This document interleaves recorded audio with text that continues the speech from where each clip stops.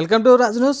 ప్రశ్న వేదిక కార్యక్రమం సాగుతోంది. మీ కార్తీక్. ఈరోజు మన గెస్ట్ ఎల్బీ నగర్ నియోజకవర్గం BN Reddy division BRS party senior నాయకులు కటికరెడ్డి అరవింద్ రెడ్డి గారు ఉన్నారు. వెల్కమ్ చేద్దాం. నమస్తే అండి. నమస్కారం. Welcome to Raj news. ఎలా ఉన్నారు? బాగున్నాను సార్. మీ కుటుంబ నేపథ్యం ఏంటి అంటే ఏం చెప్తారు? మాది ఇక్కడికి 4 కిలోమీటర్ల దూరంలోని నాదర్గుల్ గ్రామం సార్ మాది. ఓకే. మేము మా నాన్నగారు కూడా మాకు పోల్ట్రీ ఫార్మ్స్ ఉండే అగ్రికల్చర్, మేము కూడా రైతు కుటుంబం నుంచి వచ్చిన వాళ్ళమే. అయితే నాకు తెలివి వచ్చిన నుంచి పోల్ట్రీ ఫార్మ్స్ ఉండే మాకు.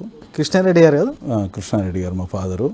అయితే మా తాత గారు కూడా పోలీస్ పటేల్ ఉండే ఊర్లో, ఇక మా నాన్నగారు ఊరు పోలీస్ పటేల్ గిరిగా పనిచేసి మా పెద్దనాన్న కూడా పోలీస్ పటేల్ ఉండే.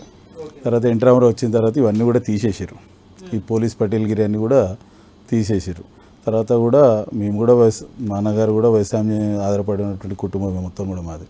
తర్వాత పోల్ట్రీ ఫార్మ్స్ పెట్టినాం. తర్వాత 97లో మా నాన్నగారు చనిపోయారు, నేను 18 సంవత్సరాలు ఉన్నప్పుడు.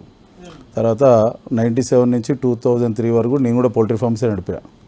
పోల్ట్రీ ఫార్మ్స్ ఒక 6-7 సంవత్సరాలు నడిపిన తర్వాత అది కొంచెం బాగాలేకుండే ఫీల్డ్. సో ఫీల్డ్ మార్చాలనే ఉద్దేశంతో నేను ఈ రియల్ ఎస్టేట్ వ్యాపారంలో దిగి ఆ షెడ్స్ అన్ని కూడా అప్పుడు కిరాయికి ఇవ్వడం జరిగింది, పోల్ట్రీ ఫార్మ్స్ అన్నీ కూడా.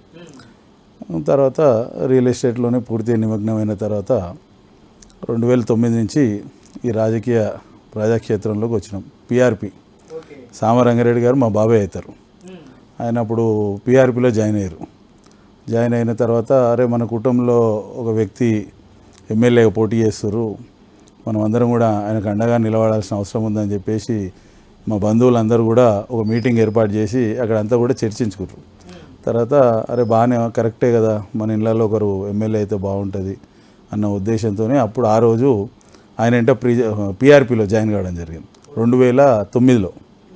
2009 నుంచి ఇంకా ఎమ్మెల్యే ఎలక్షన్ 2010 వరకు ఒక సంవత్సరం పాటు పిఆర్పిలోనే ఉన్నాం. ఆయన సామరంగారెడ్డి గారు అప్పుడు ఆ ఎలక్షన్లో ఓడిపోవడం జరిగింది. తర్వాత 2009 నవంబర్లో కార్పొరేట్ ఎలక్షన్స్ వచ్చినాయి. ఆ కార్పొరేట్ ఎలక్షన్లు వచ్చినప్పుడు అందరం కూడా మేము టీడీపీ తీర్థం పుచ్చుకున్నాం. అప్పుడు సామరంగారెడ్డి ఆధ్వర్యంలో 2010 నుంచి మొదలు పెడితే 2019 దాకా కూడా మరి టీడీపీ పార్టీలోనే మా ప్రయాణం సాగింది. అలాగే 2016లో కూడా మాకు టీడీపీలోనే మాకు కార్పొరేట్ టికెట్గా ఇక్కడ బిఎన్ రెడ్డి నగర్ నుంచి కూడా అవకాశం వచ్చింది అప్పుడు. ఓకే. కానీ అనివార్య కారణాల వల్ల గెలవలేకపోయినాం. కానీ 2016లో కార్పొరేటర్గా ఓడిపోయినప్పటి నుంచి 2026 ఈ రోజు వరకు కూడా నిత్యం ఏదో ఒక కాలనీలో ప్రోగ్రాం చేసుకుంటూ ప్రజాక్షేత్రంలో నిమగ్నమైనటువంటి ఏకైక వ్యక్తి బిఎన్ రెడ్డి నగర్ డివిజన్లో కటికరెడ్డి అరవింద్ రెడ్డి. అంటే ప్రశాంతంగా వ్యాపారాలు చేసుకుంటున్న సందర్భాల్లో ఎందుకు ఈ రాజకీయాల వైపు రావాలనిపించింది అంటే అది మా బ్లడ్లోనే ఉన్నట్టుంది. అది దాన్ని మనము ఎవరు కూడా కాదనలేని సత్యం ఏంటంటే మన బ్లడ్లో ఉన్నట్టుంది రాజకీయం అనేది. ఓకే. ఎంతసేపు మళ్ళీ రాత్రి ఒక్కొక్కసారి అనిపిస్తారే ఇంత మంచిగా మనం వ్యాపారాలు చేసుకుంటున్నాం కదా, ఎందుకు ఈ రాజకీయం అనిపిస్తుంది. కానీ ఎందుకో అటే మళ్ళీ ఏదన్నా చేయాలి పబ్లిక్కి, మనకు అవకాశం ఉంది. ఇప్పుడు ఉదాహరణకు మా ఎమ్మెల్యే గారు సుధీరెడ్డి గారు ఉన్నారు, మనం ఏదైనా చెప్తే చేసే పరిస్థితి ఉంది. ఒక మాటతోని ఒక 10 పనులు అయ్యే పరిస్థితి ఉన్నప్పుడు మనం మాట సాయమే కదా. ఏదైనా కాలనీల్లో వచ్చిర్రు, జస్ట్ మనం తీసుకుపోయి ఎమ్మెల్యే గారికి తీసుకుపోయి సమస్య వివరించి ఆయన కన్విన్స్ చేస్తే 1 గంట సేపు సమయం కేటాయిస్తే ఒక కాలనీ మొత్తానికి ఒక పని పరిష్కారం అవుతుంది. వాళ్ళంతా కూడా గుర్తుపెట్టుకుంటారు కదా. మనం దానికి పెద్దగా మనము ఖర్చు పెట్టేది లేదు, మనం ఏం కష్టపడాల్సింది కూడా లేదు. అంటే ఎమ్మెల్యే గారు మనకు సుధీరెడ్డి గారు ఉన్నారు కాబట్టి మనకు సమస్యలు కూడా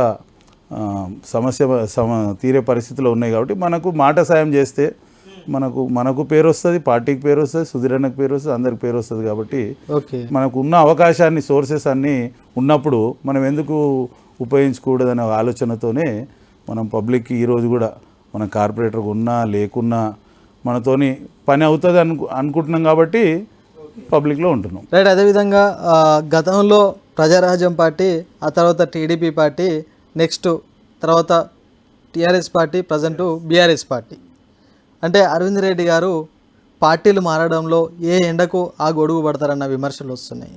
దీనిపై మీ స్పందన ఏంటి? 2003 నుంచి రియల్ ఎస్టేట్లోనే ఉన్నా. నేను పిఆర్పిలో ఏదో పదవి కోసం నేనేం జాయిన్ అయింది లేదు. మా ఇంట్లో వ్యక్తి సామరంగారెడ్డి మా బాబాయ్ అవుతాడు కాబట్టి ఆయన పాపం ఎమ్మెల్యేగా పోటీ చేస్తుండే, మనం అందరం అండగా ఉండాలని మేము జాయిన్ అయిందే తప్పితే ఏ పార్టీ ఏదో మీ బాబాయ్ కూడా పార్టీలు మారే వ్యక్తే కదా. ఏ ఆయన పక్కన పెడితే నా గురించి అడిగారు. నేను ఏ పదవి ఆశించి పీఆర్పీ లేయర్ లేదు, టీడీపీ లేయర్ లేదు. ఆ రోజు మన ఇంట్లో ఉన్నటువంటి వ్యక్తి ఒక వ్యక్తి ఆయన వెంట నడుపుదామనే ఉద్దేశంతో ఆయన వెంట పోయినాం. మనం ఆ రోజు పీఆర్పీలో ఏ పదవి మనకి ఇచ్చింది లేదు, చేసింది లేదు, పదవి ఆశకు మనం పార్టీలో పోయింది లేదు.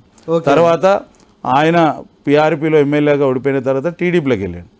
సరే, ఆయనతో పాటు అప్పుడు మనం కూడా టీడీపీలో వెళ్ళాల్సి వచ్చింది.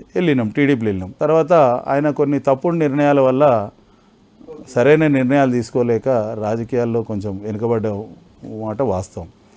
సో మేము చెప్తే కూడా కొన్ని వినలేదు ఆయన, ఎవరు సామరంగిరాడు. సో ఆయన నుంచి మేము విభేదించి మేము తర్వాత సుధిరెడ్డి గారి ఆధ్వర్యంలో బీఆర్ఎస్ పార్టీలో చేరడం జరిగింది.